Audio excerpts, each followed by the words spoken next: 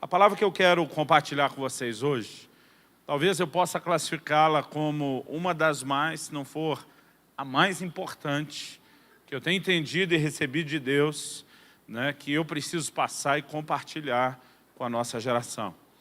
Eu creio que nós vivemos um momento assim muito bom, por um lado, quando você olha algumas estatísticas. De acordo com o IBGE, nós já passamos a marca dos 40 milhões de evangélicos. Tem gente falando em 50. Vamos pensar assim, para efeito de estatística e não de fé, que a gente tenha só 40. Isso significa que nós já somos 1/5 da nação.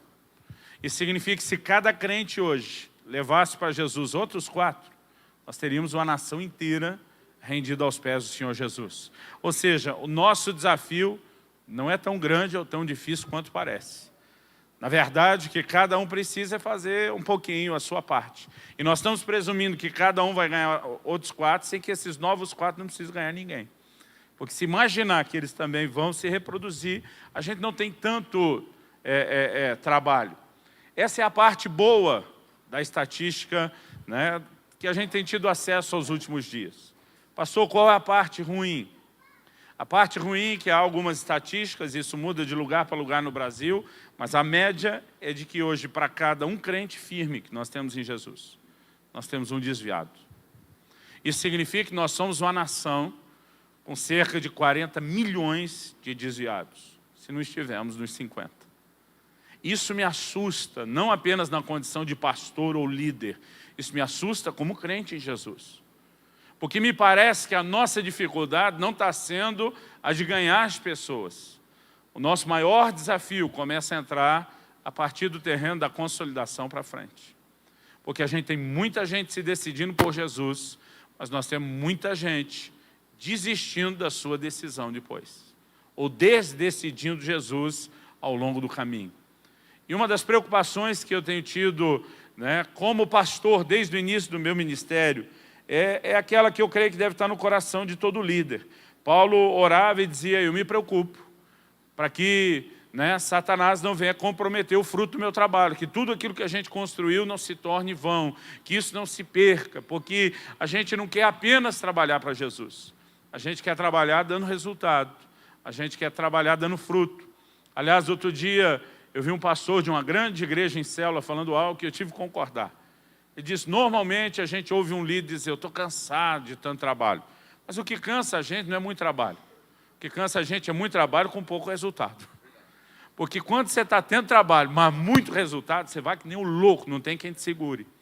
Mas quando começa a faltar alguns resultados da nossa dedicação, isso também tem um efeito muito desanimador sobre a gente. Então a pergunta é, o que, entre outras coisas, nós estamos precisando ajustar?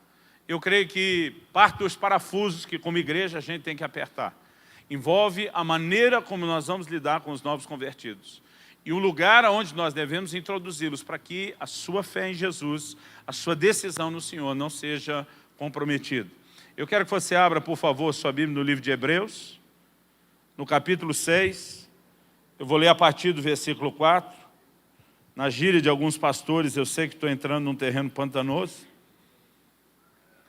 Não é o texto mais confortável para uma discussão rápida como a que nós temos aqui, mas eu espero que você consiga aproveitar alguma coisa boa e que Deus possa nos dar graça nessa manhã, porque a minha intenção não é criar polêmica em alguns dos assuntos que estão ligados com o que eu vou falar, mas é te ajudar, quer você concorde, quer não, com alguns detalhes, te ajudar a ser um pouco mais frutífero no trabalho que você, com certeza, né, seja um pastor ordenado, seja alguém que pastoreia na liderança de célula ou no discipulado, que você possa ter resultados cada vez melhores.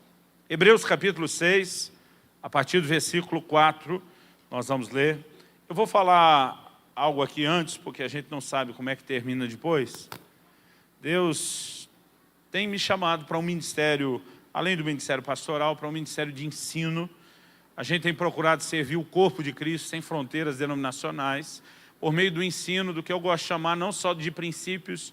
O reino de Deus é constituído de princípios que Ele mesmo estabeleceu. Eu gosto de chamar isso de os mecanismos do reino. Quando você entende os padrões, os mecanismos do reino, aprende a se mover dentro deles, isso vai fazer toda a diferença. E eu creio que nós temos o desafio de viver não apenas um padrão de religiosidade, dentro dos limites de mediocridade, onde muitos crentes se conformaram, mas nós temos uma vida abundante para ser vivida, uma vida vitoriosa, uma vida intensa. Entender esses princípios nos ajuda muito. E Deus tem nos dado algumas estratégias para propagar esses princípios. Uma delas, o nome do nosso ministério, né, o próprio Ministério de Ensino, é orvalho.com. Eu sempre gosto de dizer, o orvalho nós tiramos do cântico profético de Moisés. Destile a minha palavra como orvalho. O .com não está na Bíblia, né? É o endereço do nosso site, para remeter você lá, onde tem muito material gratuito à sua disposição. Mensagens como a que estamos compartilhando. Alguém me disse, esses dias eu nunca contei, né? Diz, pastor, só sua tem em torno de umas 300. Mas tem mensagem de muitos homens e mulheres de Deus. Tem muita coisa boa que pode te abençoar. Além das mensagens em áudio, que você pode não só escutar no site, você pode baixar, tirar cópia à vontade, para abençoar quem você quiser. Além dessas mensagens em áudio, nós estamos descarregando esse ano, não só no site, como no nosso canal no YouTube, todo o nosso acervo de vídeos.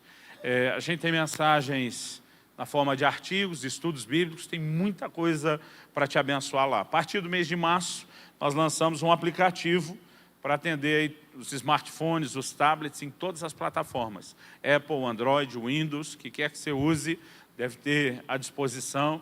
E esse material todo é gratuito. A única coisa que não é gratuita, pelo menos por enquanto, são os livros, porque não apenas a gente tem o custo de impressão e frete, mas a gente usa os próprios livros como uma forma de levantar os recursos que mantém todo o resto que é gratuito. Um dia desse, um irmão me agradeceu, falou, pastor, muito obrigado por disponibilizar um material gratuito. Falei, é de graça para você. Para mim custa uma fortuna manter isso tudo. E eu trouxe comigo alguns livros que, além de ser ferramentas que podem te ajudar, te abençoar, seja você ou com quem que você for compartilhar ou presentear, isso também nos ajuda a manter a estrutura toda. Eu vou falar de 4, mas nós temos vários livros ali à disposição. Um deles se chama De Todo o Coração, Vivendo a Plenitude do Amor ao Senhor. Esse é só sobre amor por Jesus. Quando perguntaram ao Senhor Jesus qual é o maior de todos os mandamentos, ele nem titubeou. Ele diz, amarás ao Senhor teu Deus de todo o teu coração, com toda a tua alma, entendimento e força. Ele colocou isso no mais alto patamar. Eu tenho aqui um livro que foi o primeiro que eu publiquei em 97, O Conhecimento Revelado. Como entrar no lugar de entendimento espiritual da palavra, né, que a gente define como revelação. A gente tem ali um livro chamado Falar em Línguas, a linguagem sobrenatural de oração. Como essa prática da oração no Espírito Santo, no dia a dia, no seu momento com Deus, no seu privado, a sós, no secreto, o como isso vai não só trazer níveis distintos de edificação, mas te introduzir numa vida mais profunda no Espírito Santo. E eu tenho um livro que mudou de capa, mudou de nome, mas é o mesmo livro que talvez alguns já possam ter adquirido. Antes ele chamava Honrando ao Senhor com Nossos Bens. Nós mudamos o nome dele para Uma Questão de Honra, o valor do dinheiro na adoração. O livro não fala tanto sobre contribuição, nem só sobre mordomia, mas fala da relação do crente com Deus e o dinheiro. E eu tenho certeza que esse material pode mudar não só a sua vida financeira, mas o mais importante, sua relação com Deus. Eu queria que você virasse para o irmão ao seu lado, fizesse de novo aquela cara bem profética de crente, falasse para ele, eu profetizo, você vai me dar um livro desse de presente.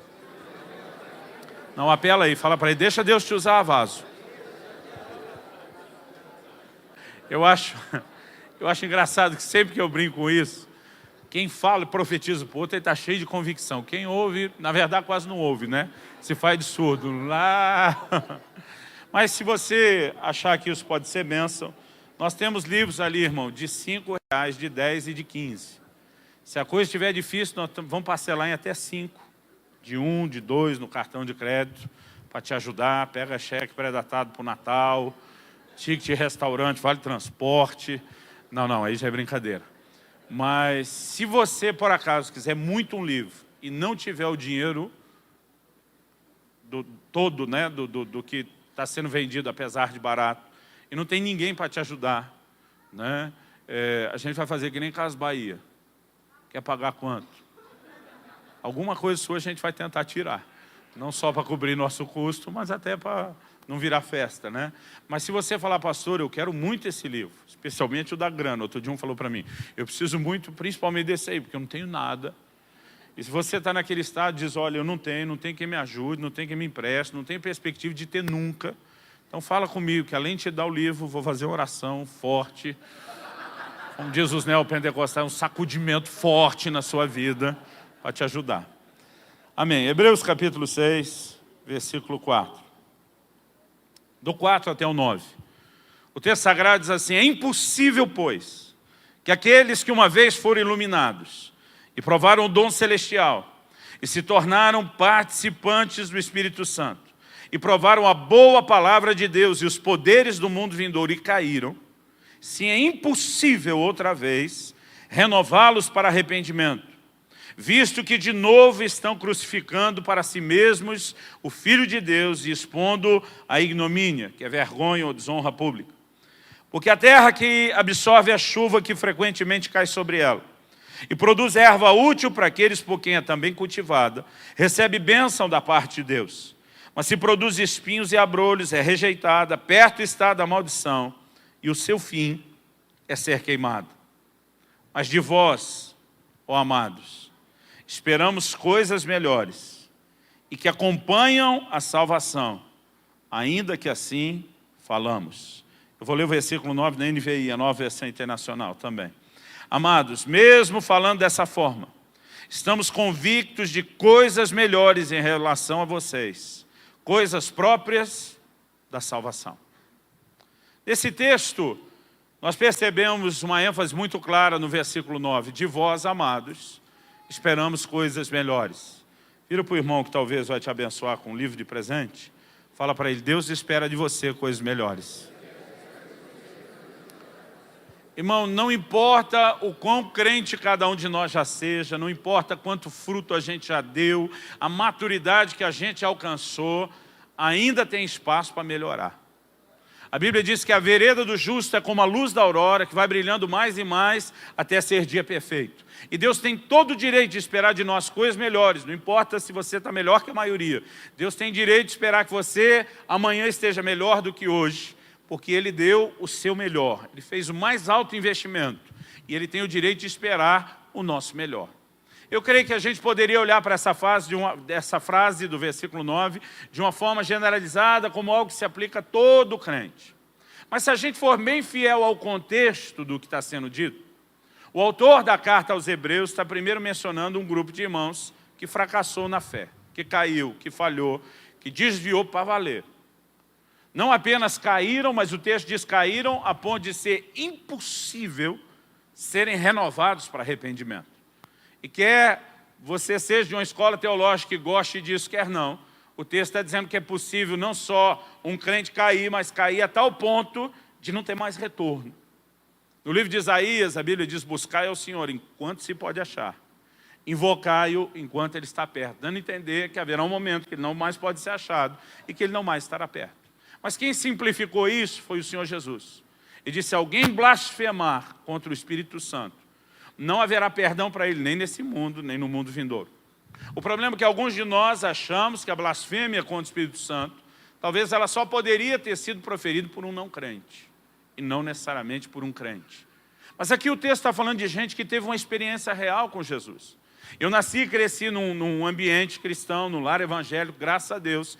E o que eu aprendi na igreja desde cedo é que se alguém dizia porque não teve uma experiência real com Jesus. O texto que me ensinaram foi, saíram do nosso meio porque não era dos nossos. Se fosse, nunca teria saído. Irmão, se essa fosse a verdade, o livro de Hebreus seria uma grande contradição, não só o capítulo 6. Olha o que o texto diz. Ele diz, é impossível que os que uma vez foram iluminados. Ele está falando de gente que a luz de Deus resplandeceu nas trevas da vida dele. A palavra iluminado também fala de revelação. Ou seja, não é gente para quem o evangelho foi mal pregado, mal exposto. A gente teve um entendimento espiritual da coisa. Ele diz, provaram o dom celestial. Eu creio que essa é uma afirmação do novo nascimento. Eu não tenho tempo, nem é o meu propósito provar isso. Então vou pular para a próxima afirmação que exige que eles tenham nascido de novo. Diz, e se tornaram participantes do Espírito Santo. Jesus fala para os discípulos, eu vou me ausentar, mas não vou deixar vocês órfãos. Eu vou enviar o Consolador. o Espírito Santo. Ele diz, o qual já habita com vocês. Vocês conhecem. Mas ele estará dentro de vós. Aí Jesus diz assim, o qual esse mundo não conhece, diferente de vocês, nem o pode receber. Ou seja, uma pessoa que não é do Senhor não conhece, nem pode receber o Espírito Santo. Se eles foram feitos participantes do Espírito Santo, em Romanos 8:9, Paulo diz, se alguém não tem o Espírito de Cristo, esse tal não é dele. Mas se foi feito participante do Espírito Santo, forçosamente teve que nascer de novo para ser habitação de Deus. O texto diz, provaram a boa palavra de Deus. A palavra provaram, ela foi traduzida na versão espanhola de Reina Valera como degustaram. Está falando de gente que prova no sentido de saborear. Ou seja, também não creio que foram mal instruídos, mas tiveram uma boa dieta de ensino, de discipulado, de instrução na palavra de Deus. E o texto ainda diz que provaram os poderes do mundo vindouro.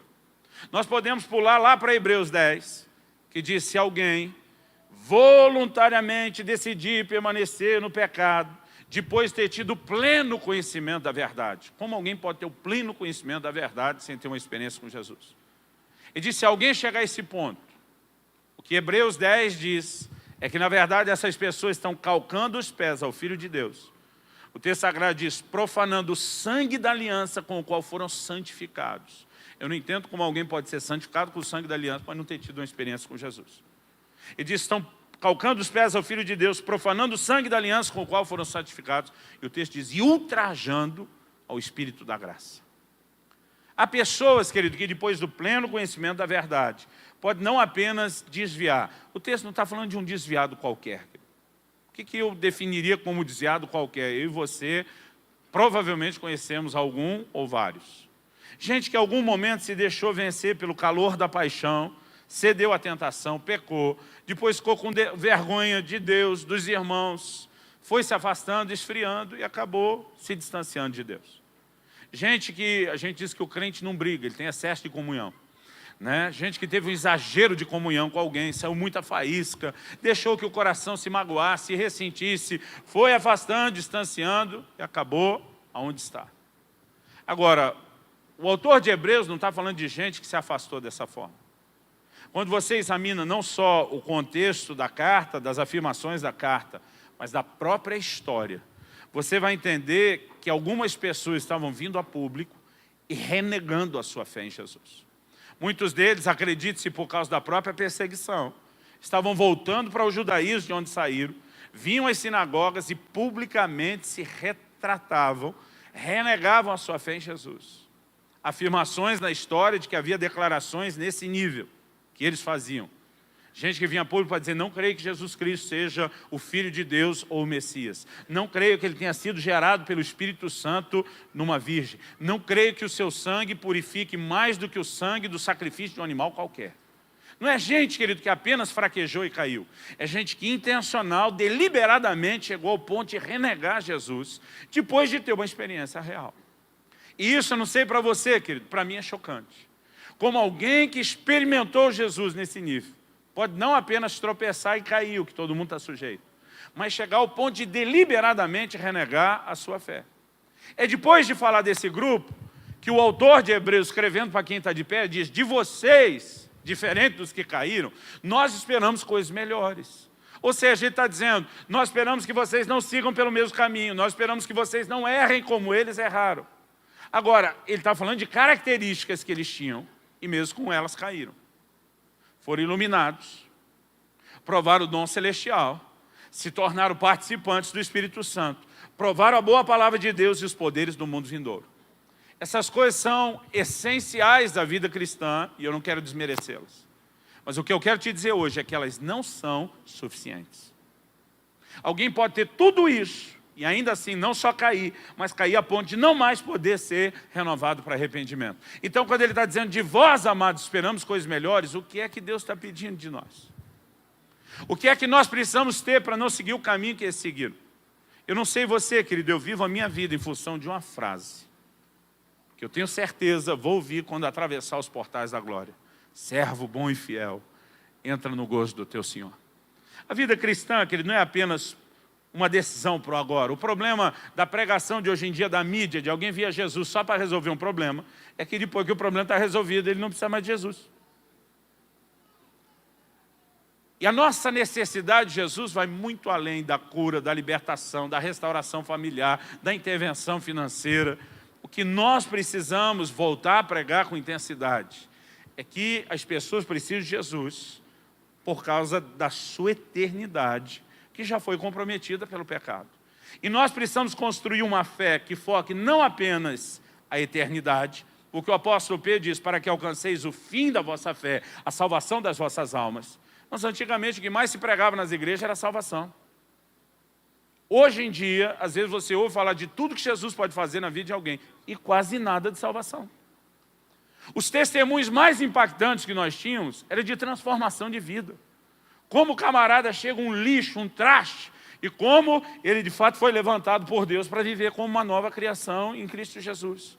Hoje a gente já quase não vê testemunho de transformação. Apesar, quase todo mundo tem uma bênção financeira para contar. E eu não estou falando contra isso, irmão. Quero que você prospere em nome de Jesus. Mas nós precisamos perceber que algumas coisas no foco da igreja, que elas estão mudando.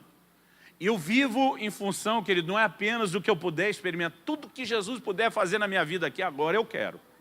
Mas Paulo disse, é só para essa vida que esperamos em Cristo. Nós somos de todos os homens os mais infelizes, os mais dignos de lástima.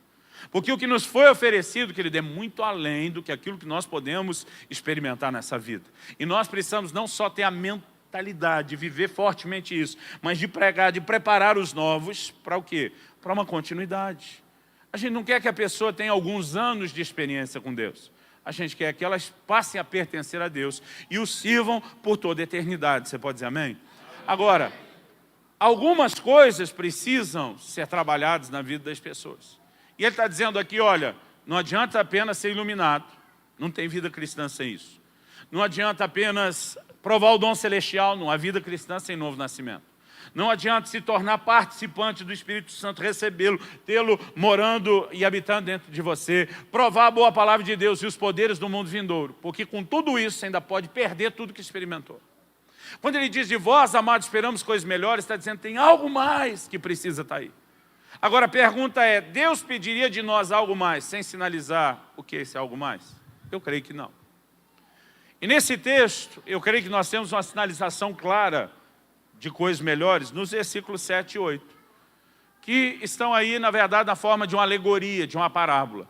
Muitas vezes eu li o texto de Hebreus, e quando chegava o versículo 7 e 8, falando uma linguagem informática, eu tinha a impressão que alguém copiou e colou o texto no lugar errado. Porque eu dizia, mas isso aí está totalmente fora. Mas quando você vê que a partir do 9 ele está falando das mesmas coisas, você entende que não está fora.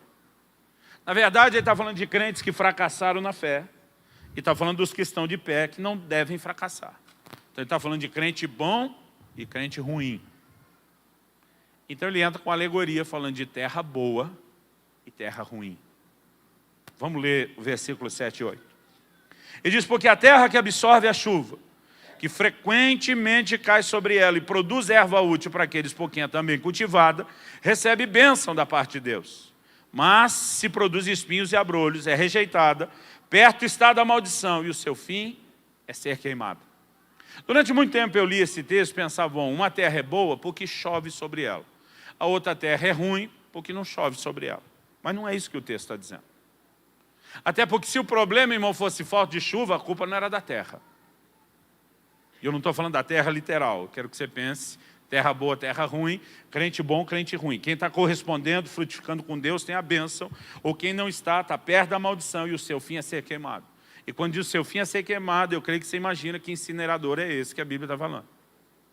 Está falando do inferno. Se a questão fosse só porque choveu sobre um e não choveu sobre outro, então a terra que não frutifica, ela seria vítima, ela não teria nenhuma responsabilidade. O texto não está dizendo que choveu sobre um e sobre o outro, não. O versículo 7 fala de uma terra que absorve a chuva que cai sobre ela. Outra versão diz que retém a chuva que cai sobre ela. Em outras palavras, que tem a capacidade de segurar aquela água que está sendo derramada sobre ela, de não desperdiçar, de não deixar essa água ir embora. E eu creio que essa figura talvez seja o ponto central para a gente entender o que é que de fato Deus espera de nós. Irmão, qual é a grande garantia para cada um de nós? Vivemos a vida cristã até o momento final. Em Efésios, no capítulo 4, se você for rápido de endereço, corra para lá comigo. Efésios, capítulo 4, no versículo 30, o apóstolo Paulo diz assim: e não entristeçais o Espírito de Deus, no qual fostes selados para o dia da redenção. Diga comigo, eu recebi um selo. Ok, vamos tentar entender um pouquinho mais esse selo. Pula comigo para 2 aos Coríntios. Segunda carta de Paulo aos Coríntios, volta aí um pouquinho. No capítulo 1. E eu quero que você leia comigo versículo 21 e 22. Ele diz: mas aquele que nos confirma convosco em Cristo e nos ungiu é Deus, que também, esse Deus, nos selou e nos deu o penhor do Espírito em nosso coração. Eu vou ler agora esse mesmo texto na NVI, a Nova Versão Internacional, que ela não apenas traduziu, ela explicou o significado do que foi traduzido. O 22 diz assim: nos selou como sua propriedade. Alguém só colocava um selo naquilo que era seu como propriedade. Nos selou como sua propriedade e pôs o seu Espírito em nossos corações como garantia do que está por vir. Esse é o significado da palavra penhor, garantia. Agora, irmão, vamos pensar, durante muitos anos, as igrejas históricas, que nós passamos a chamar alguns momentos de tradicionais, conservadoras, sempre falaram que o selo do Espírito acontece no momento em que eu e você nascemos de novo. E o Espírito Santo veio habitar dentro de nós. Os pentecostais, e apesar de crer e viver a experiência pentecostal e proclamá-la, eu não sei de onde eles tiraram a ideia, disseram que não. Que o selo não é o momento do novo nascimento, mas é o revestimento de poder. É quando o crente é cheio do poder de Deus, porque só o crente que nasceu de novo pode desviar. O que foi batizado no Espírito Santo, não. Irmão, com o tempo, a doutrina se mostrou muito frágil. Porque nós temos gente, tanto nascido de novo, como batizado no Espírito Santo, desviando. Então a pergunta é, que selo para o dia da redenção é esse? É só eu ter nascido de novo e ter o Espírito Santo dentro de mim? De acordo com Hebreus 6, eles eram participantes do Espírito Santo e se perderam. Cadê a garantia?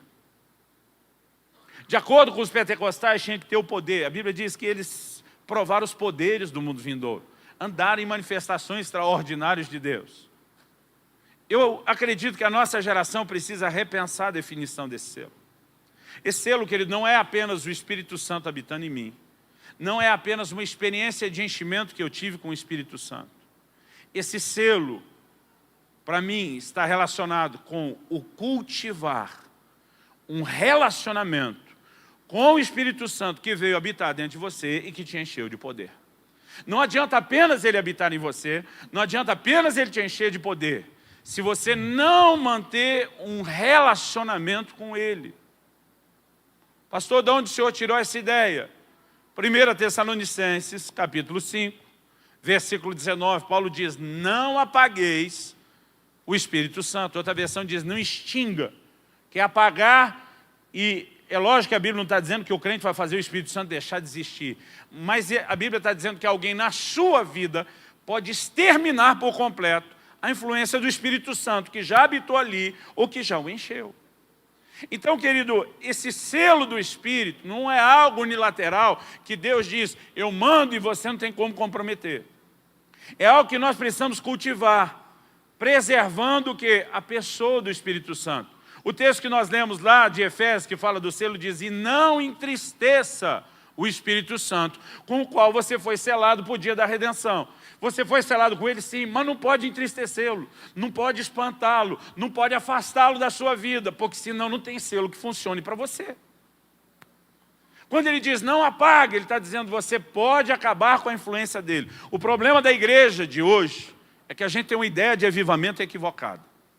Para nós, avivamento é mais ou menos algo semelhante à ideia que alguém tem de que um dia ele vai acordar e o rio de Deus, lá da visão de Ezequiel, né, trouxe uma enchente, inundou a vida dele. Então ele vai acordar de um dia para o outro, aquela cheia, água para todo lado. Irmão, eu quero te dizer que o rio de Deus nunca vai invadir sua vida. De acordo com a visão de Ezequiel, você que tem que entrar no rio. Não é o rio que invade a sua vida. Na visão, o anjo chama ele, mede 1000 côvados, meio quilômetro, diz, vem comigo. Porque o convite de Deus é para que a gente possa entrar rio adentro. Amém? O anjo diz, vem comigo, Ezequiel vai atrás, andaram meio quilômetro. A Bíblia diz que a água ainda dava no tornozelo. O anjo não parou ali, querido, porque não é lugar de ninguém parar.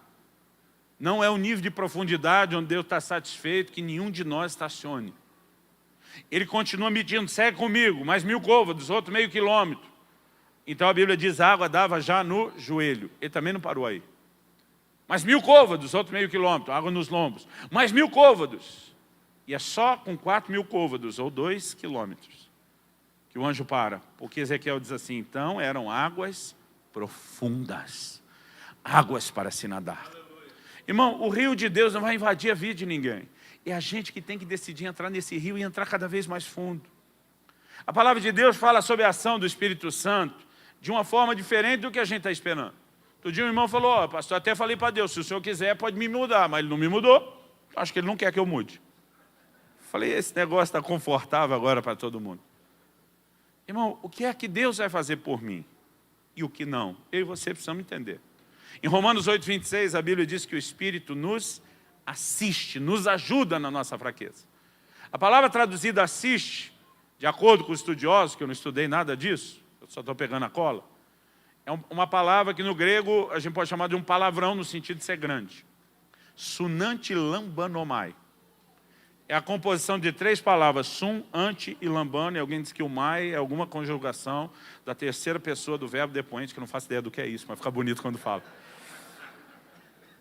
Significa pegar firme contra alguma coisa juntamente com alguém. Uma tradução simplificada, pegar a outra ponta do peso. Então, se eu falar para alguém, me ajude a carregar essa caixa de som, que está implícito, com o meu pedido de ajuda. Não dá para eu carregar sozinho, mas também não estou pedindo só para você fazer isso. E eu não fazer nada. Sunanti lambanomai é pegue firme junto comigo contra algo. Então, supondo que esse púlpito fosse pesado e eu dissesse, Enoque, por favor, me ajude, o que eu estou pedindo? Para ele pegar outra ponta do peso. Se ele vai pegar outra ponta, nem é só ele que carrega, nem só eu. Na vida cristã, irmão, eu não venço nada sozinho. Mas na vida cristã, o Espírito Santo também não faz nada sozinho. O segredo da vida cristã é uma interação com a pessoa do Espírito Santo. Diz respeito ao relacionamento. Quando a Bíblia fala de alguém que absorve a água da chuva, e a chuva, coincidentemente, também na Bíblia, é uma figura do derramar do Espírito Santo. Mas eu quero que a gente interprete isso da forma como deveria. Então eu diria que coincidentemente também é isso. Mas o que é a chuva? É um investimento de Deus para que a terra frutifique. Qual é o investimento que Jesus fez na vida dos que já o conhecem para que deem fruto? E diz, eu vou, mas não deixo vocês sozinhos. Eu envio um outro ajudador. Ele vai estar com vocês, ele vai ajudar vocês, ele convence do pecado, da justiça, do juízo, ele vai fazer vocês lembrar as minhas palavras. O que Jesus está dizendo, não tem vida cristã sem a ação do Espírito Santo. Mas nem ele age sozinho, nem você pode viver sem ele. Reter a água da chuva, querido, não é só estar debaixo de uma visitação de Deus. É interagir com aquilo que Deus está liberando sobre a minha vida. Eu comecei meu ministério há 20 e tantos anos atrás, pregando em quase todo lugar que eu ia, avivamento. Gastávamos horas levando as pessoas a ter uma experiência com o Espírito Santo, ser impactado pelo poder do Espírito Santo. Eu pensava, essa igreja nunca mais será a mesma. O culto começava às 7 da noite, terminava às 3 da manhã. Eu me lembro de uma igreja bem tradicional que eu fui, quase 300 foram batizados no Espírito Santo num fim de semana. Eu pensava, nunca mais vai ser a mesma coisa. Mas alguns desses lugares voltavam a cada 2, 3 meses. Às vezes chegava, cadê fulano? Fulano, 3 meses antes, foi salvo, foi liberto, batizado do Espírito Santo, curado, arrebatado, teve visão de anjo. Cadê fulano? Está desviado. Quê? Certo, está desviado. Fulano não pode desviar. Pensa num cara que experimentou o poder de Deus, foi ele. Pois é, mas está desviado. Essas coisas começaram a me chocar. Eu comecei a dizer, Deus, o que está faltando? E nesse texto Deus começou a me fazer entender que o que está faltando, querido, não é chuva. Aliás, o derramar do Espírito Santo, querido, também não é só num culto abençoado, poderoso. Joel profetizou, e acontecerá que nos últimos dias derramarei do meu Espírito sobre toda a carne. Deus não disse que ia derramar só sobre os crentes, nem sobre os bons crentes, nem só nos cultos. Volta e meia a gente ouve testemunho de alguém que está debaixo de intercessão, alvo de intercessão da crentaiada, e de repente o cara está dentro de uma balada. E o Espírito Santo começa a mexer no coração, daqui a pouco o cara está chorando, arrependido, sai de lá atrás de Jesus. O que aconteceu com ele, irmão? Tinha chuva sobre ele. Eu tenho visto gente ser tocada por Deus fora da igreja, em lugares e condições que a gente imagina. Porque Deus nunca disse que o derramar do Espírito Santo ia ser só nos nossos cultos, nem só quando você sentiu uma coisa, aleluia. É algo mais do que isso. Essa chuva é o investimento de Deus para que a terra frutifique. Agora, não basta que a chuva caia. A terra que produz fruto, ela retém, ela está interagindo. A que não produz fruto, querido, e é interessante que ela não é completamente seca ou estéril. O que ela produz não presta. Ela, na verdade, se você segue a lógica, ela não tem a capacidade de reter. E aqui eu quero que você pense algo comigo. Vá comigo para o último versículo de 2 aos Coríntios. 13:13, em algumas versões 13:14. A NVI, por exemplo, tem um versículo 14 que a atualizada não tem. Mas é o último. Aqui nós temos o que a gente apelidou de a bênção apostólica. Eu quero ler com você o texto, embora você conheça. Paulo termina dizendo assim: a graça do Senhor Jesus Cristo, e o amor de Deus, e a comunhão do Espírito Santo, sejam com todos vós. Olha para cá um instante, qual é a nossa leitura desse texto? Convencional, tradicional. Que a graça de Jesus, que é algo essencial, vital, porque se não fosse a graça de Jesus, nenhum de nós estaria salvo. Se a gente é salvo pela graça, sem a graça a gente estaria tudo lascado, tudo perdido. Você concorda comigo? Que a graça é essencial, vital, de suprema importância. Que o amor de Deus o Pai, sem o amor de Deus, a gente estaria na mesma situação. Lascado, perdido, arrebentado. Porque a Bíblia diz, Deus amou o mundo de tal maneira que deu seu Filho. O que levou à salvação foi o amor de Deus. Concordo que o amor de Deus é algo vital, essencial, de suma importância. Então a nossa leitura é mais ou menos assim, que a graça de Jesus, extremamente vital e importante. Que o amor de Deus o Pai, extremamente vital e sem importante, sem essas duas coisas não tem vida cristã. E essa terceirinha coisa aí que ninguém sabe direito o que é, a comunhão do Espírito Santo, seja com cada um de vós. Essa é a maneira como a maioria de nós lê, querido. Eu ouso dizer para você que a comunhão do Espírito Santo foi colocada não pelo Paulo, mas pelo Espírito Santo que o inspirou no mesmo patamar da graça de Jesus e do amor do Pai. Ou seja, assim como não teria vida cristã sem graça de Jesus, sem amor do Pai, não existe vida cristã sem relacionamento com a pessoa do Espírito Santo. E nós precisamos entender a essência do que é esse relacionamento, essa comunhão, essa interação.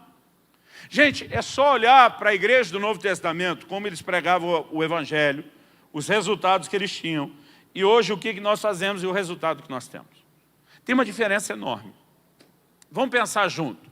Não enquanto judeu está evangelizando judeu, porque eles estavam trabalhando em cima da base de conhecimento bíblico, que os outros judeus já tinham, de uma esperança da vinda do Messias. Eles provavam por algo que as pessoas já acreditavam, que aquilo se cumpriu. Eu diria que era relativamente mais fácil. Assim como eu e você, quando estamos falando de Jesus para pessoas que são parte de um país de cultura cristã. Irmão, mesmo aquela pessoa que se define um católico não praticante, na sua grande maioria ele acredita em Deus e o diabo, anjo e demônio, céu e inferno, né, pecado, salvação. Muitas vezes eles têm dificuldade de aplicar. Acho que é boas obras, acho que tem um outro intermediário, mas a base principal do que nós vamos pregar, ela já é aceita. Agora, quando você vai pregar, querido, para um hindu, por exemplo, para um budista, para um muçulmano, que não tem nenhum contato com a Bíblia, a conversa e o desafio é outro. Porque você vai dizer, a Bíblia diz, eu não creio na Bíblia. Você concorda que o desafio é outro? Agora, imagina quando a igreja saiu para evangelizar o mundo pagão da sua época. Então eles estão chegando num lugar onde as pessoas não têm nada, não tem base nenhuma, não tem nada em cima do qual eles vão construir. Agora vamos pensar o que os apóstolos faziam. Você lê o livro de Atos, os camaradas chegavam num lugar, começavam a pregar o evangelho, demonstrado com o poder de Deus, gente começava a se converter. Em primeiro lugar, eles não tinham Bíblia. Porque só tinha o Velho Testamento e quem tinha isso era os judeus. Os gentios não tinham o Velho. O Novo nem tinha sido escrito. Depois de uns meses, em alguns lugares eles ficavam meses, em alguns lugares 1, 2. Há uma menção, acho que o maior prazo que ficaram num lugar foi 3 anos. Depois de um tempo, os apóstolos iam embora para plantar igreja em outros lugares, pregar o evangelho em outros lugares. Eles saíam sem deixar pastor. Voltavam um tempo depois para estabelecer os presbíteros, então eles voltavam para ver quem são os crentes que mais destacaram na maturidade. Então agora vamos ter líder. Então até voltar a estabelecer, não tinha liderança, não tinha pastor, não tinha Bíblia. E não tinha local de reunião, como nós hoje já temos a facilidade de ter os templos. Agora vamos pensar aí. Hoje, com tempo, pastor e Bíblia, já está difícil deixar a turma firme. Imagina o que é pregar num lugar desse, ir embora sem deixar pastor, Bíblia nem templo.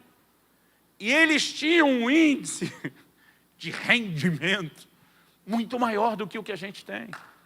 A pergunta é, o que esse povo fazia para consolidar os frutos, que nós ainda não entendemos a profundidade de fazer. Eu acredito, querido, que o segredo está relacionado a introduzir as pessoas numa vida de relacionamento com o Espírito Santo. Por exemplo, o Evangelho é pregado em Samaria, Atos capítulo 8. Chega a notícia em Jerusalém que Samaria havia recebido a palavra de Deus. Qual é a primeira coisa que os apóstolos fazem? O texto diz, quando ouviram que Samaria havia recebido a palavra de Deus, enviaram para lá, nada mais, nada menos, do que Pedro e João. Paulo, escrevendo aos Gálatas, fala de 3 colunas, mesmo no meio dos apóstolos. E ele coloca Tiago, irmão do Senhor, junto. Irmão, a equipe apostólica separa do que eles têm de melhor e diz o mais rápido possível. Vocês têm que a Samaria ministrar aquele povo para que eles recebam o Espírito Santo. Qual era a prioridade na vida de alguém que se converteu? Não era só o batismo nas águas, mas o enchimento do Espírito Santo. Atos 9, Paulo acabou de se converter, Jesus aparece para Ananias, diz o seguinte, você vai lá onde Saulo está, Deus dá um endereço, fala tudo, você vai dizer para ele que ele vai falar aos gentios, vai falar diante de reis, que eu tenho uma obra linda na vida dele, mas você vai impor as mãos sobre ele, para que ele volte a ver, e para que ele seja cheio do Espírito Santo. Primeira preocupação de Jesus, já apareci para ele, teve uma conversão como poucos, mas se não for cheio do Espírito Santo, não vai longe. Atos capítulo 10, na casa de Cornélio, Pedro nem terminou a mensagem, o Espírito Santo caiu sobre ele. Quando ele volta para falar, Deus está salvando os gentios, diz, sabe como é que eu sei? É que ele fez com eles a mesma coisa que fez conosco no início. Eles foram cheios do Espírito Santo da mesma forma que a gente. Eu olhei e falei, como é que vou negar a água? E aí você vai seguindo, Atos 19, Paulo chega em Éfeso. Descobriu alguns se intitulam discípulos. Na hora de fazer a conferência, o checklist, primeira pergunta de Paulo.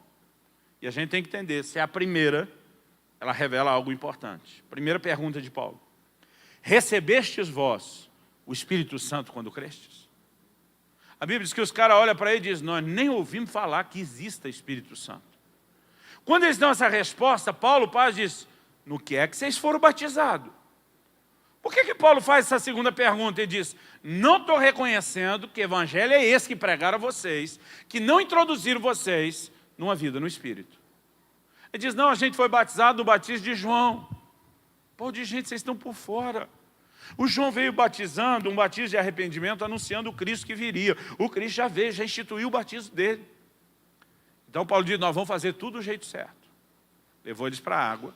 A Bíblia diz, foram batizados em nome do Senhor Jesus. A Bíblia diz, e todos foram cheios do Espírito Santo. Agora olhe para cá um instante. 1 de João 2, eu vou misturar o versículo 20 com o 27. João diz, vós tendes a unção do Santo, e não tendes necessidade de que ninguém vos ensine. Porque a unção do Santo, que é verdadeira, está em vós. Ela vos ensina todas as coisas. Sabe por que eles tinham a coragem de deixar um grupo, querido, sem um líder? A Bíblia não está dizendo que líder não é importante, porque senão eles não voltariam a estabelecer depois.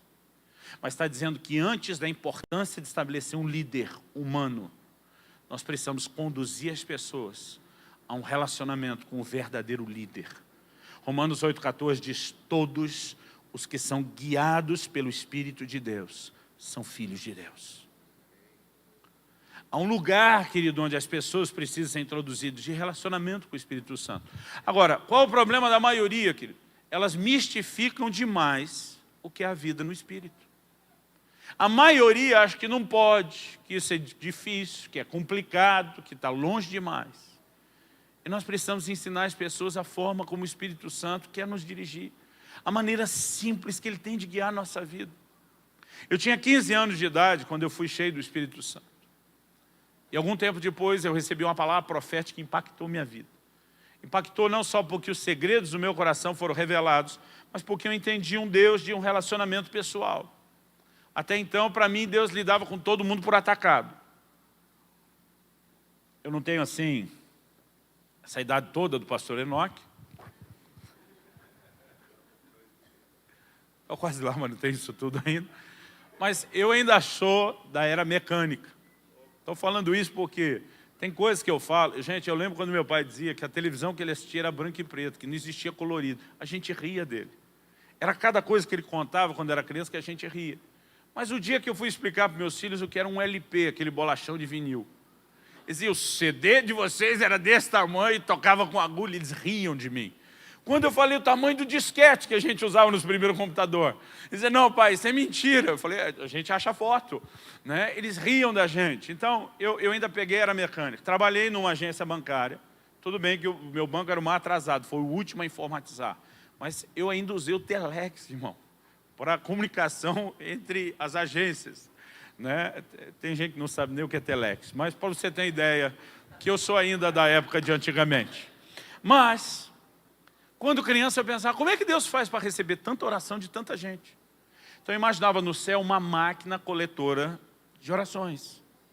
As orações iam entrando tudo pelo tubo principal, aí os anjos iam separando por assunto, classificando por assunto. Pedido de família para cá, pedido de cura para cá, dinheiro. Eu sempre imaginei o tubo do dinheiro maior de todos. Que desde que eu sou crente, o que eu mais vejo dos crentes pedir para Deus é dinheiro. Aí eu ficava imaginando uma coisa assim, meio por atacado. Querido, Deus é um Deus de um relacionamento pessoal. Ele conhece cada um de nós num nível profundo. Ele sabe coisas da sua vida que nem você sabe. Jesus diz, Ele sabe quantos fios de cabelo tem na sua cabeça. Se você soubesse, não sei o que você faria com essa informação. Né? Mas Ele sabe até o que talvez você nem ache que é importante. E isso, querido, não é apenas porque Deus, com o perdão da palavra, é um maníaco por controle que tem que saber tudo. É porque Ele não apenas é onisciente, mas Ele se interessa. E Ele consegue interagir com cada um de nós de forma independente. Quando você entende um Deus, querido, que olha para você e diz, eu tenho um plano pessoal para você. Eu tenho um propósito particular para você. Eu tenho algo especial, tanto no nosso relacionamento. É por isso que Jesus diz, entra no teu quarto, fecha a tua porta, fala com o teu pai a sós. Porque vida cristã, querido, não é só aquilo que a gente tem junto com todo mundo. Intimidade é eu e você a sós com Deus. E Deus quer interagir conosco no nível pessoal. Depois da primeira palavra profética, foi que eu comecei a entender. Deus me olhando como indivíduo, como pessoa, dizendo, eu tenho planos para você, eu quero conduzir a sua vida diferente do que eu vou fazer com a do outro. E entender isso foi talvez a maior revolução que a minha vida experimentou. Aí um dia eu comecei a pensar, por que a maioria dos crentes não entende essa interação pessoal? Pensei, talvez porque, como eu, eles não tiveram uma palavra profética que ajudasse eles a descobrir isso. Então, no auge da sabedoria dos meus 15 anos de idade, eu achei que eu tinha descoberto a solução para a igreja de Jesus na terra. Pensei, está faltando profecia. Mal sabia eu que tinha lugar que estava sobrando e que o negócio estava uma bagunça. Mas pensei, deve ser isso. Aí eu me questionei, por que será que está faltando profecia? Pensei, deve estar faltando profeta. Então fui e me candidatei para Deus. Falei, se quiser que eu te ajude a resolver a parada, eu quero te ajudar a profetizar. Outro dia alguém me perguntou, pastor, como foi seu chamado? Eu brinquei e falei, até hoje não sei se Deus me chamou ou eu que me ofereci. Eu descobri que Ele está aceitando, irmão, Ele está perguntando, quem enviarei, quem há de ir por nós? Isaías levanta e diz, é nós, hashtag é nós.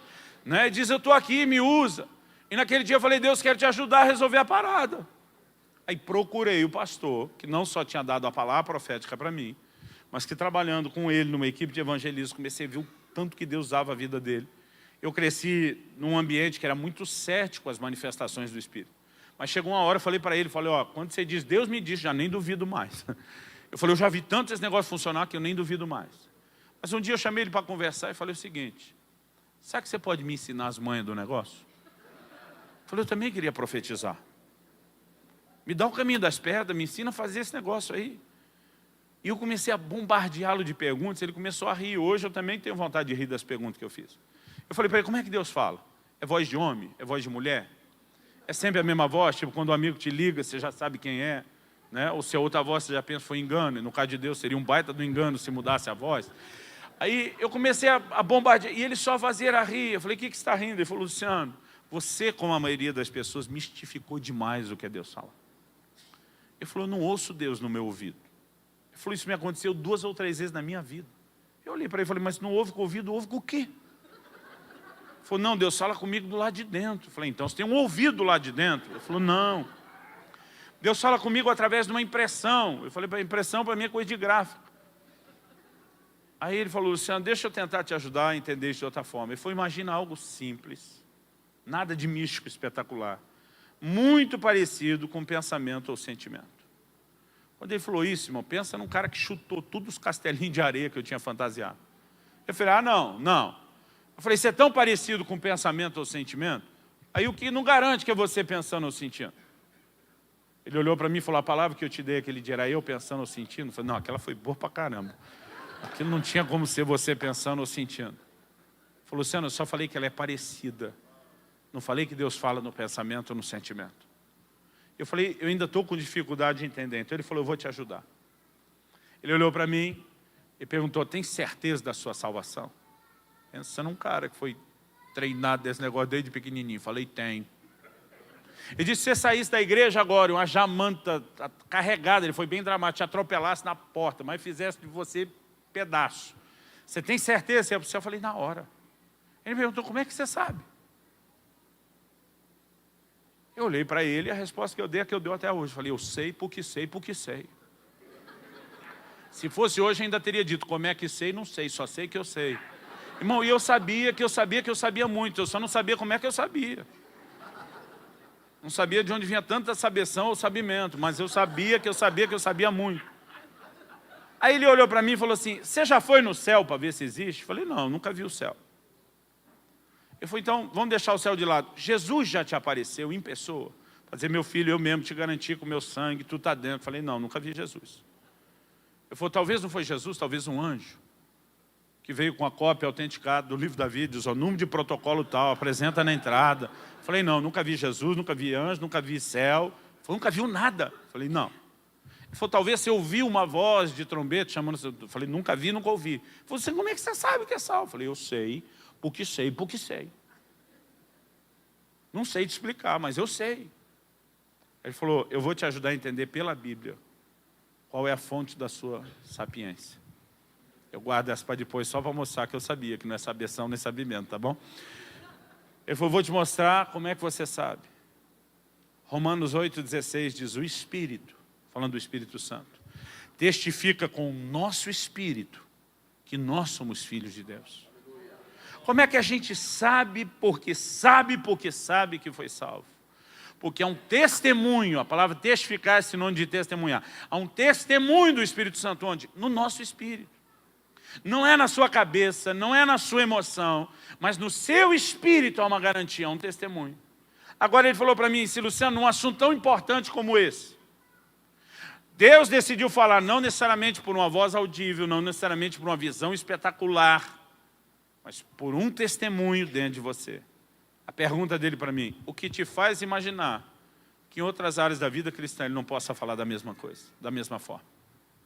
Ele olhou para mim e falou, ser dirigido por Deus para mim é simples. Ele disse, tem hora que eu tomo decisões ou deixo de tomar, por ter ou não ter paz. Paulo escreveu aos Colossenses, disse, seja a paz o árbitro, o juiz no coração. Irmão, perdeu a paz não é bom sinal. Há uma paz que vai além da razão da explicação, é um ótimo sinal. Então a maneira que o Espírito Santo nos dirige, na verdade é bem simples e a gente tem que desmistificar a coisa. Naquele dia ele falou para mim, eu vou te ensinar um segredo, que não é só para você aprender a mover nos dons do Espírito. Se você entender isso, vai mudar a sua relação com Deus. Ele diz, aprenda a escutar o seu coração. É ali que o Espírito Santo vai trazer direções. O problema das pessoas, querido, que eles querem um negócio muito mirabolante, espetacular, extraordinário, e não prestam atenção no simples. Irmão, de vez em quando, Deus vai agitar no espetacular, mas Ele não age só de forma extraordinária. Quando a Bíblia diz em Atos 19:11 que Deus, pelas mãos de Paulo, fazia milagres extraordinários, irmão, para ter milagre extraordinário tem que ter ordinário. Não existiria milagre extraordinário sem ter milagre ordinário. O extraordinário é além do ordinário, além do comum. Então tem milagre ordinário. O problema é que a gente mistifica o negócio demais. A Bíblia diz que Elias está na caverna, teve terremoto, teve fogo, teve vento forte. A Bíblia diz, Deus não estava nada daquilo. Porque ele até vem assim de vez em quando, mas ele não vem só nisso. A Bíblia diz, de repente, vem um cicio, um sopro suave e tranquilo. E a Bíblia diz, Deus estava ali.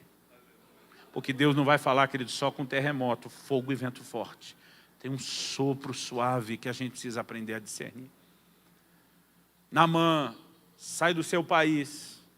Não estamos falando de alguém que foi de um bairro para o outro na mesma cidade, nem de uma cidade para outra no mesmo estado. O cara saiu do país dele para outro país, numa época que não tinha os meios de locomoção. Irmão, hoje, 35 minutos de voo. Agora levantou em Curitiba, deu uma cochiladinha, estamos descendo em Londrina. Falei, já? Eu não sei vocês, mas eu sei quantas horas já gastei nessa Serra do Cadeado. Isso que ir de carro, irmão, era ótimo. Imagina essa turma que ia a pé no lombo do animal. As viagens longas.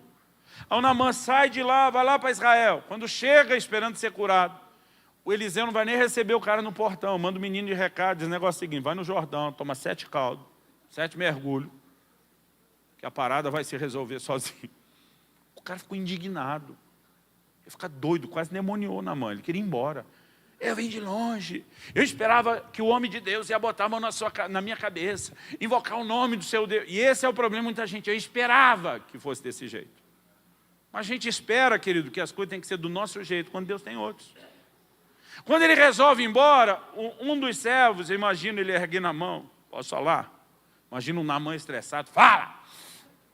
O menino disse, se o homem de Deus te pedisse uma coisa difícil, você não faria? Claro que faria, eu estava disposto a qualquer coisa. Aí o servo olha para ele e diz, então, porque não faz a fácil. E esse é o momento que Naamã tem a grande revelação da vida dele. E como qualquer bom carioca, talvez ele tenha dito, é mesmo. Vou fazer a fácil. Irmão, sabe qual é o nosso problema? A gente fica esperando que as coisas sejam místicas e espetaculares. Se não vem, a gente larga a mão. Quando tem algo simples. Jesus entra no tanque de Betesda. A Bíblia diz uma multidão de enfermos. Alguém com ministério de cura e milagre como Jesus, irmão, era um prato cheio, era para deitar e rolar. Mas só conseguiu curar um. E esse um ainda deu trabalho. Porque Jesus encosta no cara e diz, e aí, você quer ser curado? Falou, eu quero, mas o senhor está vendo que eu sou paralítico? O anjo vem só de vez em quando. Quando mexe a água, é só o primeiro que entra. Eu não consigo entrar. Todo mundo fura a minha fila. Não vou sair daqui nunca. Agora, irmão, quem que está ali, andando no meio da turma, procurando uma chance de agir? O próprio Jesus. Mas a turma ou está olhando para cima, de onde vem o anjo, ou olhando para a água, para o primeiro sinal, para pular dentro. E porque eles estão focados no espetacular, eles perdem o simples que está passando por ali. Hoje a igreja, que ele não está deixando de ver mais a ação do poder de Deus por falta dele estar no nosso meio. Mas é pela nossa incapacidade de discernir a simplicidade com que a presença dele se move no nosso meio. Algo que nós precisamos entender e resgatar, irmão, é fácil e simples ouvir o Espírito Santo. Todo culto você vai ter um exercício. Quando chega a hora da oferta, 2 vozes vão falar dentro de você. Uma diz, dá nada não. Ou dessa menorzinha aí. A outra parece falar dentro de você, dá assim, dá uma melhorada, pega essa grandinha aí, ó. Agora, a menos que você esteja num nível, assim, do mais alto de esquizofrenia e dupla personalidade. Com quem que você está discutindo? Se o caso não for você com você mesmo, com quem que você está discutindo? Um dia eu tentando ajudar um irmão, falei, por exemplo, nós já sabemos qual é a sua avó, seu avarento, falei para ele. Eu falei, qual é a outra? Aí tentando desconversar, falou, será que é o diabo? Falei, só se ele converteu. para querer que você invista no reino de Deus? Irmão, as formas como o Espírito Santo move são simples. Talvez você já tenha passado por isso, está numa roda, no trabalho, ou no local de estudo, onde começaram a contar piada suja. Você esqueceu que era crente ou esqueceu de avisar. Ficou ali ouvindo. Talvez até riu junto. Que tem a sua som suja, mas ainda assim é engraçado, irmão. E você acabou, ficou sem graça, não falou, não se posicionou e bebeu aquele lixo todo. Quando você sai, lógico, você já está orando para Deus arrancar isso da sua cabeça. Mas tem algo dentro de você. Não é uma voz, não é uma visão, mas tem algo dentro de você que parece ser uma forte sugestão. Esse não é o seu lugar. Você não deveria ter continuado. Você não deveria ter permanecido em silêncio. Todo mundo já passou por algo semelhante. Talvez você teve um excesso de comunhão, marido e mulher, ou com alguém da família, ou mesmo da igreja. Você está lá meio magoado, ferido. Mas você entrou para o quarto para ter o seu tempo a sós com Deus, o seu tempo de oração. E pensa, uma hora boa, irmão de Deus, resolver tratar assunto de perdão quando a gente está orando. Você percebeu que Jesus bota sempre o assunto do perdão no meio da oração? Ele diz, quando estiveres orando, principalmente quando a gente está quebrantado, é uma hora boa. Aí você está lá, você chorou, babou, né, diante de Deus. Eu estou facinho. O Espírito Santo vem e diz, então perdoa fulano. Você diz, perdoou nada. Você estava facinho até então. Vai ter que mendigar meu perdão e olhe lá. E aí você começa aquela reação toda dentro de você. Primeira pergunta, com quem que você está discutindo? É só com o seu lado bipolar, com a sua variação de si mesmo? Ou tem alguém tentando te levar ao perdão? E aí você luta, mas aquela pessoa luta e luta bem também. Você pode apagá-lo, mas se você der o espaço, ele insiste. Daqui a pouco começa a vir algo no seu coração. Lembra quantos momentos bons você já tiveram? Tudo que Deus quer fazer. Não compromete isso. Em algum momento você se quebrando, começa a chorar, diz, tá bom, eu perdoo em nome de Jesus. Quem que agiu dentro de você, meu querido? O Espírito Santo. O problema é que alguns de nós, se a gente não tiver uma visão espetacular, não ouvir uma voz, não, então não pode ser Deus. É uma maneira dele falar tão simples, que não tem como não lidar com isso. Um dia um irmão chegou para mim, eu estava ensinando sobre o assunto. Já é essa hora mesmo? Vocês me dão mais 10 minutos? 10 minutos? Não, vou pedir menos, 7 minutos. Quem me dá mais 7 minutos? 7, 14, 21, 28. Ok. 35 já deu. Não vou estender. Essa gracinha é o vício de pregador fazer, mas... Eu estava ensinando sobre esse assunto e uma pessoa me procura no final, não me lembro se foi o final da aula, era uma escola bíblica, ou se era um intervalo, mas em algum momento que eu parei de falar, um irmão me procura, falou, pastor, que Deus fala, eu não tenho a menor dúvida. Jesus disse, minhas ovelhas ouvem a minha voz. Então ele fala e a gente tem que ouvi-lo. Mas ele falou assim para mim, no reino natural não tem gente surda que não ouve? Eu falei, tem. Ele falou, então, eu acho que espiritualmente sou surdo. Eu falei, então não é que Deus não fala, mas pastor, eu não ouço Deus. E eu nunca tinha ouvido uma explicação, uma tentativa de explicação como essa. Eu estou tentando segurar o riso.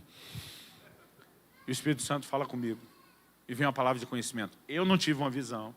Eu não ouvi uma voz, mas vem no meu espírito uma impressão. Pergunta para ele. Quantas noites já faz que ele vem acordando às 3 da manhã em ponto? Falei, preciso te interromper e fazer uma pergunta. Quantas noites já faz que você está acordando às 3 da manhã em ponto? Ele arregalou o olho. Como é que o senhor sabe disso? Falei, só me responda. Ele falou, nem sei te dizer quantas. São várias. Falei, como é que isso acontece? Eu, do nada, estou dormindo, acordo. Olha no relógio, 3 da manhã. Falei, o que você sente? Eu sinto vontade de orar. Falei, o que você faz? Falei, pastor, isso não é hora de orar, eu viro para o lado e durmo. Eu falei para ele, seu problema não é surdez espiritual, seu problema é estupidez espiritual. Porque se uma voz de trombeta não dizer, levanta da cama e vai, toda noite, irmão, às 3 da manhã, uma sequência, não para. O cara acorda com vontade de orar, mas não é hora de orar. Irmão, dá vontade às vezes de eu pegar pelo pescoço e dizer, então por que está acordando com vontade de orar? Mas acho que Deus não pode trazer só um toque simples.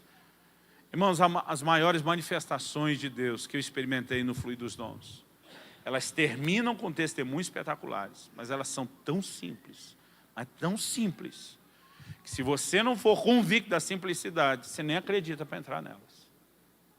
A coisa é muito mais fácil do que a gente imagina. Alguns anos atrás eu tive uma experiência extraordinária. Está assim na minha top 5, nas 5 melhores. Eu tinha perdido uma carteira, eu precisava dessa carteira para fazer uma viagem. Eu não conseguia achar a carteira, tentei tudo que podia, ia perder a viagem. E eu estava orando, falei, Deus, me mostra onde está essa carteira. Já tinha revirado minha casa do alto a baixo. Fui na igreja, porque era uma segunda de manhã. Imaginei, talvez eu deixei ela, porque eu lembrava de ter pego ela para ir para o culto no domingo. Revirei lá a igreja, nada. Onde jantamos? Na casa do irmão fulano. Acordei o irmão fulano, reviramos a casa dele. E eu ia perder a viagem. De repente eu orei e falei, Deus, me mostra onde está essa carteira. Mas me mostra, na minha cabeça era assim, me dá uma ideia, me faz lembrar. De repente, irmão, eu assisti como fosse um filme de cinema na minha frente. Uma tela, passou na minha frente um filme, estrelando eu mesmo. Eu vi a cena, eu na hora que eu fui sair de casa para a igreja, minha casa era num nível acima do da rua, então tinha uma escada que descia em S. Foi como se tivesse uma tomada, um take lá de baixo. Eu me vejo antes de descer a escada. Eu morava em Guarapuava, na época, no interior. Era uma noite fria, típica nossa lá de inverno. Eu estava com sobretudo. A verdade era o fim da tarde ainda. Eu ainda ia para o culto. E a carteira que eu usava na época era uma capanga grande de couro. Daquela época a gente botava um talão de cheque aberto. Então, eu peguei e coloquei no bolso do sobretudo. Eu vi onde estava na visão, no bolso sobretudo. Apesar do bolso ser grande, a carteira era enorme, então ficou quase metade dentro, quase metade fora. Na visão, eu percebi o que eu fiz. Eu tinha deixado o carro na rua, em vez de deixar na garagem. Deu uma chuva forte que eu nunca vi igual. Morei 9 anos na cidade, nunca vi igual, nem antes nem depois. Então estava uma enxurrada gigante em frente de casa. E eu estou calculando quanto que eu tenho que correr para pular a enxurrada. E na visão eu vejo, eu calculando, eu dou o pique, venho correndo e pulo. Na visão eu vi que a hora que eu pulei, o movimento que eu fiz com a perna direita, a coxa bateu dentro do sobretudo. E foi como se desse um zoom no lugar onde estava a carteira, não só o zoom, slow motion, câmera lenta. E eu vi aquele carteirão sendo jogado para fora. Quando tem câmera lenta, o som fica diferente. Quando ela está rodando, sumiu a visão no ar. Falei, está em frente de casa. Corri para lá, olho, procuro no chão, né, ali na rua, nada. Falei, algum vizinho achou, jogou em casa, no quintal, nada. Caixa de correio, nada. Aí começou a me dar uma agonia. Falei, Deus, agora não é mais o medo de perder a carteira, é a visão. Eu nunca tenho uma visão dessa. Foi legal pra caramba. Esse negócio não é em nada. Aí, de repente, eu me toquei, mas a visão parou com a carteira no ar. Eu nem vi onde ela caiu. Eu falei, Deus, deixa eu ver o fim da visão. E a visão voltou, querido, como se estivesse no pause. Carteira no ar. Soltou o pause. E eu vi exatamente onde ela caiu. Quando ela caiu, eu vi que ela caiu dentro da água, na enxurrada. Quando a carteira entra dentro da água, soltou a câmera lenta, velocidade normal, eu vejo ela correr embora. O Espírito Santo falou no meu espírito, nenhuma visão, nenhuma voz. Vá até o próximo bueiro. Você vai encontrar a sua carteira lá. Descobri onde era o próximo bueiro, comecei a arrancar galho de árvore, folha que tinha sido forte. A carteira, como era grande, enroscou e não tinha passado. Irmão, eu achei o máximo. Isso foi setembro de 2000, já quase 15 anos atrás. Em janeiro de 2001, fui pregar na igreja de um pastor amigo na região dos Lagos, próximo de Toronto, no Canadá. Não me lembro o que eu preguei, mas o assunto nosso na mesa,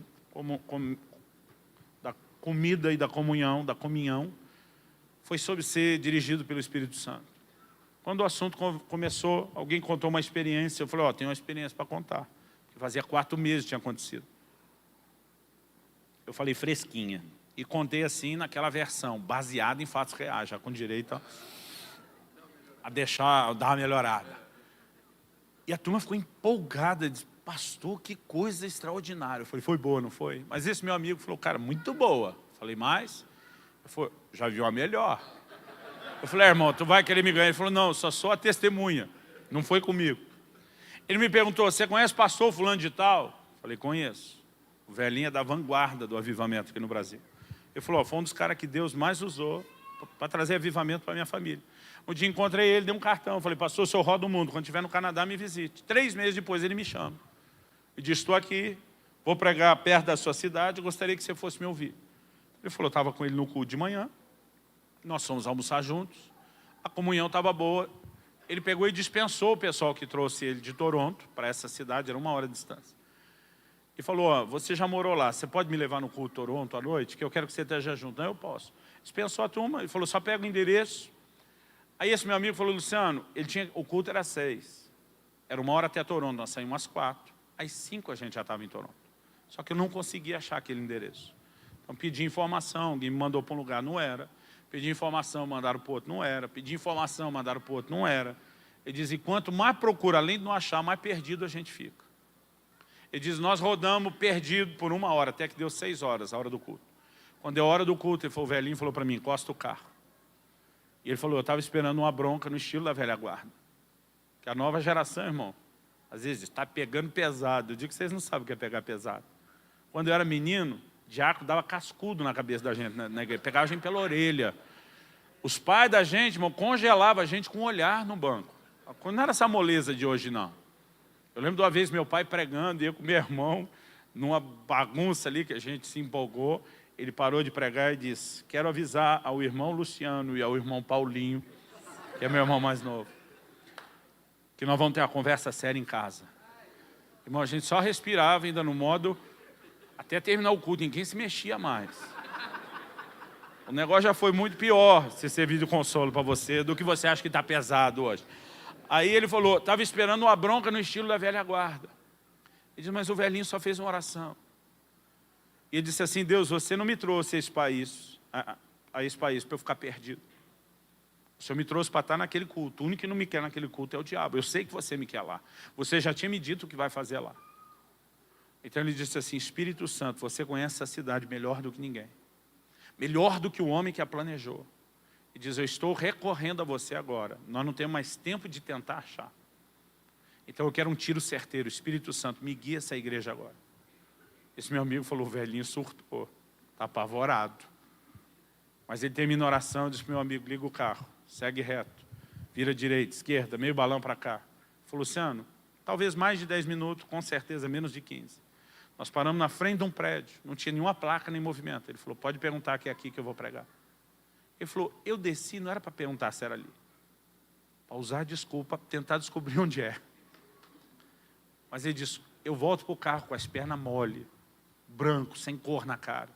Nós estávamos na frente da igreja, onde ele ia pregar. A diferença é que a placa e todo o movimento era pelo fundo, não era pela frente. Mas ele falou assim, Luciano, a maneira como o Espírito Santo guiou aquele cara. Eu falei, isso dá um novo sentido à palavra GPS. Guiado pelo Espírito. Agora, para dar certo, a gente tem que comer o E do Espírito, né? Guiado pelo Espírito. Mas, irmão, pensa você, e na época acho que nem usavam GPS ainda. Pensa você nesse nível de relacionamento. A hora que eu ouvi isso, eu falei, não é que foi melhor que a da carteira mesmo? Irmão, algo começou a me pegar por dentro. E a minha oração é que algo parecido aconteça com você hoje. Começou a me dar um desespero de querer conhecer melhor o Espírito Santo. Eu pedi licença, eu saí daquela mesa, eu fui para o quarto. Eu caí de joelho, eu comecei a chorar. Era um desespero que eu não consigo te descrever. A vontade de arrancar os cabelos. Hoje a gente quer pôr de volta o que arrancou na vida, mas na época estava sobrando. Mas um desespero, eu comecei a dizer, Espírito Santo. A da carteira foi boa. Eu falei, foi boa, não foi ruim não. Eu falei, mas essa aí está em outro nível. Eu falei, eu quero te conhecer melhor. Eu falei, eu não estou em competição com ninguém. Mas se algum irmão meu andou mais, ele está me mostrando, é jurisprudência, ele está me mostrando que é possível chegar lá, que a gente pode ter isso da sua parte. Eu estou orando, chorando, dizendo, Deus, eu quero uma experiência mais profunda com o Espírito Santo. Enquanto eu orava, eu ouvi uma voz. E esse dia, irmão, não sei se foi do lado de dentro ou do lado de fora, mas eu ouvi a voz. A voz citou um pedaço de um texto bíblico que diz, quem é fiel no pouco, será fiel sobre o muito. Mas quem é infiel no pouco, será infiel no muito. Falei, Deus, o que isso tem a ver com o que eu estou te pedindo? Estou falando de experiência com o Espírito Santo. Você está falando de fidelidade no pouco ou no muito. Senhor me disse, tem tudo a ver. Ele diz, o que eu estou falando agora não é só para você. Ele diz, eu te comissiono por onde você andar, pelo Brasil e as nações onde eu te levar. Eu te comissiono a ensinar essas coisas. Ele disse, enquanto o meu povo não aprender a ser fiel nos pequenos impulsos do Espírito Santo no dia a dia, diga a eles que eles não têm direito de pedir por experiências maiores. Porque se não é fiel nem no pouco, não vai ser fiel no muito. Irmão, pensa num negócio que entrou que nem uma bomba dentro de mim. Porque muitas vezes, eu e você no dia a dia, estamos debaixo do impulso do Espírito Santo. Outro dia o irmão falou, pastor, eu estava andando na rua, deu a vontade de evangelizar um cara que estava passando. Eu falei, e aí? Ele falou, não ia pagar esse mico, né, pastor? Nem conheço o cara. Irmão, Deus, o tempo todo está trazendo sinalizações que a gente ignora. É um jeito que eu e você falamos, e algo dentro de nós, isso não era a forma de você falar. É a maneira como a gente talvez trata a esposa, o marido, os filhos. E algo dentro da gente censura. Irmão, eu já entrei em locadora, hoje quase ninguém mais vai em locadora. Eu já entrei em locadora pegar filme que outros pastores recomendaram. Quer dizer, estava pressupondo, tem que ser bom. Mas na hora que eu fui pegar aquela caixinha, como se acendesse um sinal vermelho. Não. Todas as vezes que eu não obedeci esse sinal vermelho, eu só me dei mal, só me arrependi. No dia, eu não estou dizendo, irmão, que cada vez que você for atravessar a rua, você vai ajoelhar e dizer, Espírito Santo, é aqui na faixa ou é ali que eu atravesso? Eu não estou dizendo que todo dia você acorda, abre o guarda-roupa e diz, Deus, estou esperando a sinalização de que roupa eu vou vestir hoje. Embora eu sempre digo que as irmãs deveriam orar um pouquinho mais antes de escolher as suas roupas. Porque nós estamos vivendo num tempo onde os valores estão muito bagunçados. Mas, sabe, querido, não é você o tempo todo correr atrás da neura de ouvir, é você permanecer sensível. O problema dessa turma, querido, que caiu a ponto de não mais poder, e eu quero que você fique em pé para parecer que está acabando. O problema, dá um psicológico, não dá? O pastor que me discipulou dizia, vamos ficar em pé. Tinha uns que falavam, aleluia. Ele pregava mais 15 minutos.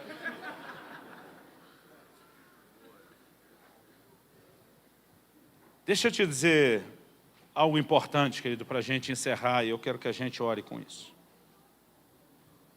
O que faltou para esse povo de Hebreus que caiu a ponto de não mais poder ser renovado para arrependimento? Não foi uma experiência com Deus, não foi novo nascimento, não foi participar do Espírito Santo. O que faltou para eles em algum momento foi a manutenção de um relacionamento com uma pessoa que não pode ser apagada. Irmão, o Espírito Santo, ele não só é Deus, ele não é uma coisa, ele não é uma força, ele não é uma energia, um poder, ele é uma pessoa. E a Bíblia não só diz para não entristecê-lo em Efésios 4,30, como em Tiago 4,4, a Bíblia diz infiéis.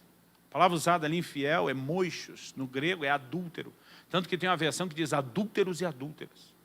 E diz, não sabeis que a amizade com o mundo, a amizade do mundo é inimizade contra Deus? E diz, qualquer que se constitui amigo do mundo, constitui-se inimigo de Deus. Ele diz, não tem meio termo. Aí a pergunta no versículo seguinte, o 5, Tiago 4,5. Ou não sabeis que diz a Escritura que o Espírito que Ele fez habitar em vós anseia por nós até o ciúme. O que ele está comparando? Quem envolve com o mundo é como alguém que está quebrando a aliança de um cônjuge para envolver com outra pessoa. E ele diz que o Espírito Santo que está em nós tem ciúme quando a gente começa a se afastar do noivo para se misturar com qualquer outra coisa. Cada vez que eu e você, querido, começamos a debandar para o lado da carnalidade, do mundanismo, o Espírito Santo não quer que Jesus perca a exclusividade que Ele deve ter conosco. E ele fica enciumado, ele não aceita isso. Ninguém cai, querido, por falta de advertência. E não é só externa, mesmo interna. Mas o problema é que como a gente nem é treinado a lidar com a simplicidade dessa voz, muitas vezes a gente nem percebe o quanto a gente atropela e ignora essa liderança do Espírito Santo. O que está faltando para a gente hoje, querido, não é a chuva, é a capacidade de reter a água da chuva. A gente tem culto, irmão, que a sensação que eu tenho, que tem anjo nadando de costa, de braçada, de um lado para o outro. Eu digo, hoje aqui deve estar querubim, serafim, desceu a turma toda. É uma glória assim que parece que dá para você pegar. O que está faltando para a gente é para lembrar de ligar para o discipulador, que está viajando. O que está faltando para a gente é desenvolver essa sensibilidade, não só para uma voz, mas para os pequenos impulsos. Há momentos onde eu e você vamos ser testados nisso. Eu falo tanto sobre isso porque é um assunto importante, que eu confesso, às vezes eu me canso. Hoje cheguei aqui e falei, Deus, tem tanta coisa boa, tem umas coisas que nunca me ouviram, porque com esse negócio da internet, aonde você chega, quase todo mundo já te ouviu falar. E de repente meu coração começou a apertar e disse, você está aqui para me agradar, para agradar as pessoas, para se agradar. Eu falei, se desse os 3 seria a melhor opção, mas se não der você, obviamente, em primeiro lugar. A gente precisa lembrar dessas coisas toda hora. Eu me lembro quando adolescente eu ouvi de um pregador que dizia, Deus está procurando homens e mulheres que subam aos púlpitos, não para dizer eu acho que, ou penso que, mas que digam assim, diz o Senhor. Tudo o que nós vamos fazer no dia a dia requer de nós sensibilidade. E às vezes se você se familiarizou com essa liderança, pode ser crucial no momento da sua vida. Eu estava indo de Curitiba para São Paulo de carro, na BR-116. Era o fim da tarde, eu estava muito cansado. Aquele momento meio do lusco-fusco, era um trecho ali antes da serra, que tem muito radar. E eu pensei, não quero ficar andando 80, reduzir 60 só no radar. Peguei e fiquei atrás de um caminhão. Esses caminhoneiros sabem onde tem radar. Se ele passar os 60 na hora do radar, ele para. Então, há uma distância de segurança, mas eu falei, vou andar atrás do caminhoneiro até terminar os radares. Então eu estou ali sem preocupar com nada. De repente algo vem no meu espírito forte. Sai de trás do caminhão. A nossa primeira reação é, hã? Tipo, será que Deus ia falar uma coisa dessa? Vem de novo no meu espírito, dessa vez forte. Sai de trás do caminhão agora. Irmão, eu só olhei para os 2 retrovisores, vi que não tinha ninguém, freiei e tirei. No que eu tirei, o caminhão já começou a frear e arrastar as rodas. E deu tempo, antes de eu passar o caminhão, porque ele freou mais do que eu, deu tempo de eu ver saindo debaixo do caminhão o corpo de uma pessoa. Um ciclista tinha acabado de ser atropelado. Como o caminhão era alto, nem o rodado, nem o eixo tocou na pessoa. O que me fez orar e clamar para que ele ainda pudesse ser socorrido e salvo. Mas se eu não tivesse saído de trás, irmão, com certeza quem ia sair arrastando o corpo seria eu. Nenhum anjo me apareceu. Eu não ouvi uma voz de trombeta, eu não tive uma visão. É o mesmo testemunho interior que às vezes diz, por que você falou com a sua mulher dessa forma? Por que você se irritou com isso? Por que você se permitiu pensar ou sentir isso? Mas se a gente aprender a viver nesse lugar, porque tem muito crente, irmão, vivendo tragédia, Deus tinha um propósito. Irmão, deixa eu te dizer, tem coisa que a gente está passando que não tinha que passar. Deus ainda tem o poder de fazer com que tudo contribua para o bem. Mas Paulo levanta naquele navio que está para naufragar e diz, vocês tinham que ter me ouvido e não partir de Creta, para evitar esse prejuízo todo. Porque Paulo já estava dizendo, vejo que vai dar problema. Esse vejo, ele não estava falando de uma visão. Ele estava usando o que o crente talvez hoje gostaria de dizer, estou sentindo que vai dar ruim. Eu já deixei de fazer viagens, sem nenhuma explicação porque eu deixei, a não ser por uma falta de paz. Marcamos uma vez com o Paulo e a Rebeca, deles ministrarem na nossa igreja, são os discipuladores do pastor Eibe. Aí combinamos, eu e a Kelly, minha esposa, depois de fazer uma viagem com eles para Gramado, que eles queriam muito conhecer Gramado. Programamos a agenda, paramos tudo, compramos todas as passagens, a gente estava feliz não só de recebê-los, não só de guiá-los na viagem, mas de poder aproveitar daquela comunhão. Um dia antes da viagem, meu coração começa a apertar. Mas era uma agonia, uma angústia que eu não consigo te explicar. Algo dentro de mim parecia gritar, não faça a viagem. Falei, Deus, eu dei minha palavra. Sua palavra diz o que jura com dano seu. Eu tenho que fazer essa viagem, não faça a viagem. Fui falar com a minha esposa, falei, amor, a respeito da viagem, ela falou, você também está sem paz? Falei, estou. Ela dizia, eu também. Ela dizia, a gente queria tanto isso. Vamos conversar com o casal. Chegamos lá, sentamos, falamos, gente, a gente quer conversar uma coisa chata. A Rebeca olhou para mim e disse, se fosse sobre não ir com a gente na viagem, a gente entende. Eu falei, o quê? Ela falou, eu estou meio sem paz de vocês fazer essa viagem.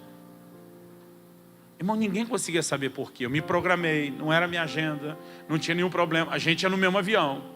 O avião não caiu porque chegaram lá. De todos os ângulos que eu tentava entender aquilo, eu não conseguia ter uma razão.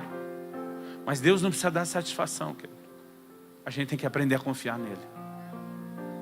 E se nós nos familiarizarmos com essa liderança, e não só familiarizarmos, fizemos disso um estilo de vida cristã, e começarmos a inculcar nos novos convertidos e naqueles que discipulamos, que eles precisam viver a liderança do Espírito Santo, eu tenho certeza que as coisas seriam diferentes.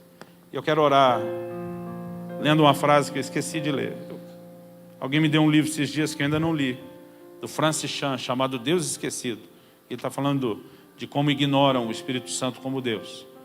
Mas tem uma frase na capa, que é uma chamada para vender o livro, na contracapa, onde ele, o Francis Chan, diz assim, se eu fosse Satanás, e meu objetivo final fosse frustrar os propósitos de Deus e o seu reino, uma das minhas principais estratégias seria levar os frequentadores de igreja a ignorar o Espírito Santo.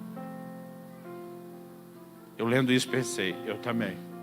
Se fosse o diabo, eu quero deixar claro que eu não sou, mas se eu fosse o diabo, entendendo o lugar vital que a comunhão com o Espírito Santo tem na vida cristã, talvez seria onde eu mais me concentraria. Queridos, nós temos que treinar nossos filhos, nossos discípulos, a seguir a liderança do Espírito Santo. Ensiná-los de forma prática, orientá-los, orar por eles, ajudá-los. Porque à medida que levantamos uma geração que vive a liderança do Espírito Santo, que preserva o relacionamento, eu creio que nós não teremos tantas baixas. Que esse número vergonhoso, catastrófico, caótico da quantidade de desviado que nós temos na nossa nação pode mudar, em nome de Jesus. Porque por melhor que seja o meu e o seu cuidado pelas pessoas, como discipuladores, nada suprime essa relação com o Espírito Santo. O discipulador deve fortalecer isso e não substituir o papel do Espírito Santo. Você pode dizer amém?